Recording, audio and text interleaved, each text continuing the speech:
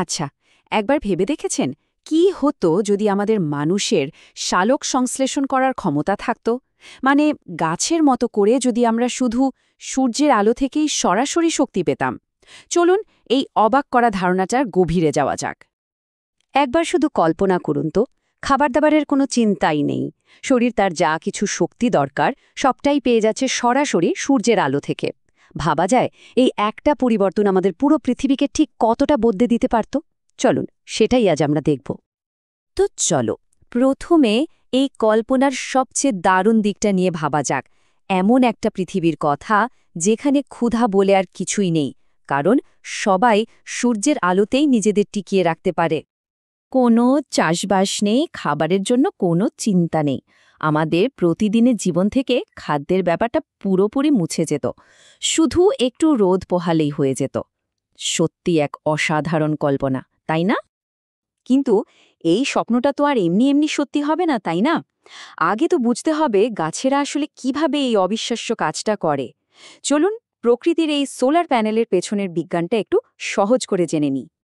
খুব সহজ করে বললে, সালোক সংশ্লেষণ হলো গাছের নিজের খাবার নিজে তৈরি করার একটা পদ্ধতি।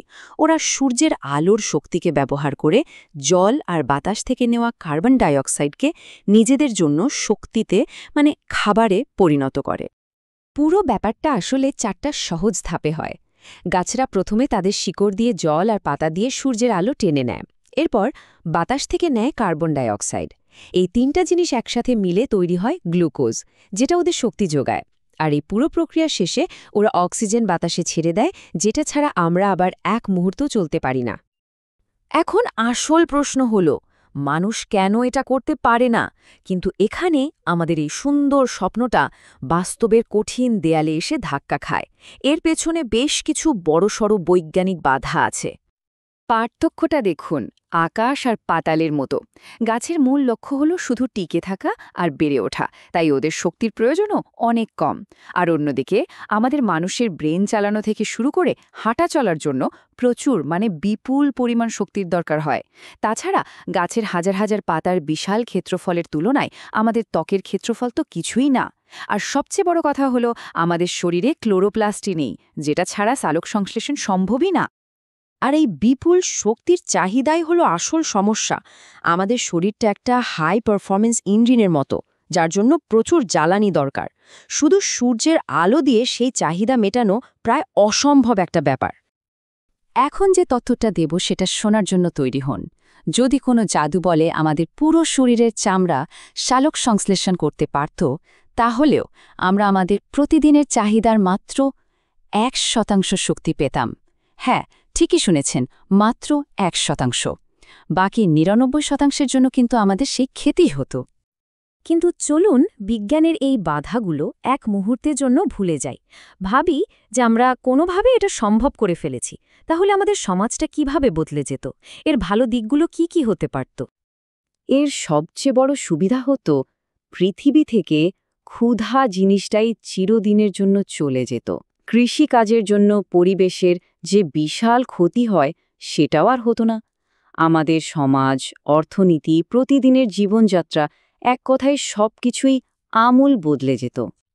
কিন্তু আমরা তো জানি সবকিছুরই একটা উল্টো পিঠ থাকে, তাই না? এই স্বপ্নময় ধারণারও কিছু অদ্ভুত এবং এমনকি বেশ কিছু নেতিবাচক দিকও থাকতে পারে।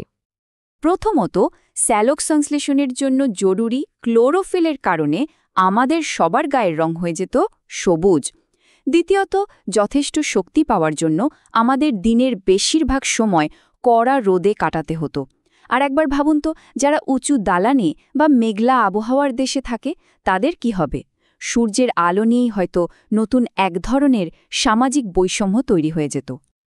তো এত সব আলোচনার পর আমরা কোথায় এসে দাঁড়ালাম? মানুষের সালোক সংশ্লেষণ কি আসলেই সম্ভব, নাকি এটা কেবলই একটা সায়েন্স ফিকশনের গল্প? শেষ কথা হলো, এটা একটা দারুণ কল্পনাবিলাস, কিন্তু আমাদের শারীরিক গঠন এর জন্য তৈরিই হয়নি।